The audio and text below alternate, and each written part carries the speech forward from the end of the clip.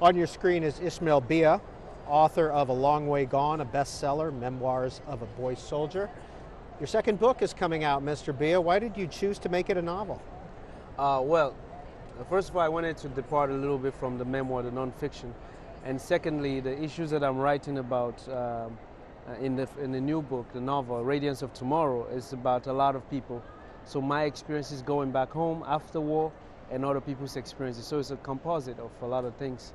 And I wanted to be able to have the freedom to play around with words and images more. So that's why it's fictionalized in that sense. Now, what kind of freedom does writing a novel give you rather than nonfiction?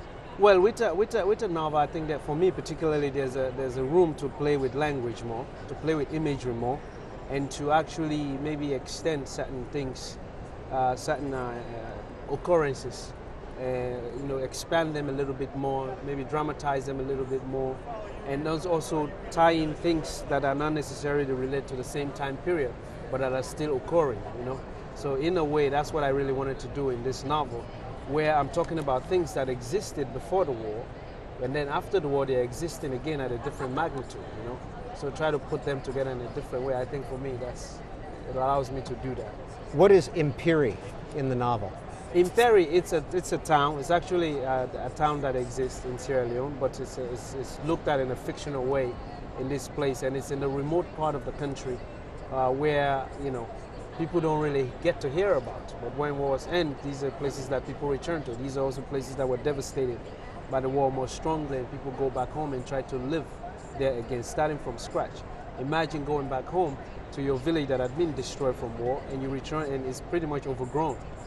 And you got to start from that, And how do you do that? With your family?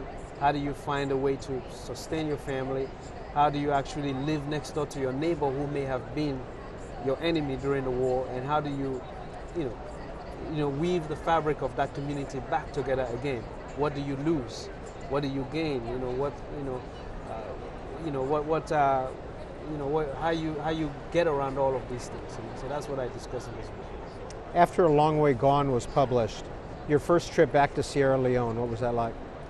After my first trip back to Sierra Leone was very, very difficult, in the sense that I was going back to a place that had functioned as a soldier, as a boy soldier, and also as functioned as a child. And I was going back as a young adult who had written and had some notoriety now. So it was very difficult, for example, just to look at the place itself, and it brought back a lot of difficult memories. But also now people recognize me as well. So are you a celebrity in Sierra Leone? Yes, I am. I'm not sure if I am to some extent, but I try to hide under the radar. So when I'm there, I'm in my flip-flops and shorts, and just, and I speak the languages very well. So I just try to be a regular person, because it's good for my writing as well, because I want to observe without people feeling I'm intrusive, So I become a regular person when I'm there. Yeah. Now, Radiance of Tomorrow is coming out in January of 2014. Have you finished the book? Yes, I have finished the book. It's coming out. We're just looking for a cover. We already have some, so then, this is just a mock for now. What we're seeing here in this little booklet, yes, is not going to be the cover, correct? You would have the type that you have on there will be the same thing, and this picture will probably be in the back. And then there'll be another cover in the front that's very different from this one. But so this is just the first 5 chapters to give people a taste of it. But it's done, and so it's coming out. Yes. Is this book written more in the tradition of Sierra Leone rather than A Long Way Gone? I mean, it's written in the storytelling, in the storytelling way. Everything right. I write is always like this, because for me, I think when you write about any human experience, you have 2 choices. I'm a political scientist by background, so you can write about it in a very, like big terms and make people, and kind of like take out the humanity out of it, or you can just tell a very simple, beautiful, lyrical, poignant story, and then people can draw those conclusions that you want them to draw. You don't need to give them the theories about, XYZ, the political climate in this country is like this. I will never say that in my book. I would just describe how the audience and the public and the people who live in that country, how this affects them, and then the reader would know what this is. So for example, I always make an example. Instead of saying that John cried, I will show John crying, so the reader will know that John is crying. I don't have to tell them John is crying. So they experience what is happening. It's supposed to be told, you know. So this is how I write. And this comes from the oral tradition storytelling, because when you're telling people a story orally, you have to capture their imagination and bring them to the landscape so they can see, hear, smell, and be part of the experience. So you have to bring them, you know, you have to tap into their imagination to some extent, you know. Yeah. Where did the title come from? Radiance of Tomorrow, the title comes from somewhere in the book where there's a strong character who's a woman, who's based on my grandmother who returns, and she's trying to tell the old story to some of the young people. And so it really comes from a particular event in the book where she's telling a story about why people should continue being hopeful for their life to go forward. And then this is where the title comes from. Now, you talk in this, in your second book, Radiance of Tomorrow, about the war that never ends. You make a mention of the Civil War, the 10-year war, that has really never ended. Yes, because, you know, when wars end, you know, and whenever any kind of devastation, the sort of the physical wounds are the ones that are more visible and are the ones that can heal quicker, and everybody can see that.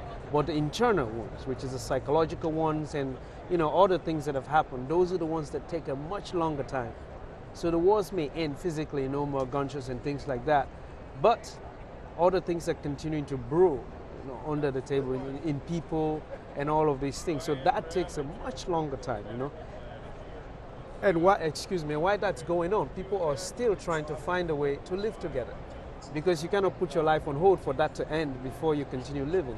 You continue living while you try to mend what had been broken. So it's a very, very difficult task and a very careful thing to be. It requires a lot of patience. It requires people coming back into society and everybody willing to look at them differently. Because if you see your neighbor as a perpetual killer, there will always be a killer to you. Then you will not be able to live in peace next to them. So you have to find a way to to reconcile with it to some extent. You know. So that's really what I meant. Have you reconciled yourself from this, being a boy soldier? To some extent, in the sense that, you know, there's nothing I could do to undo what had happened.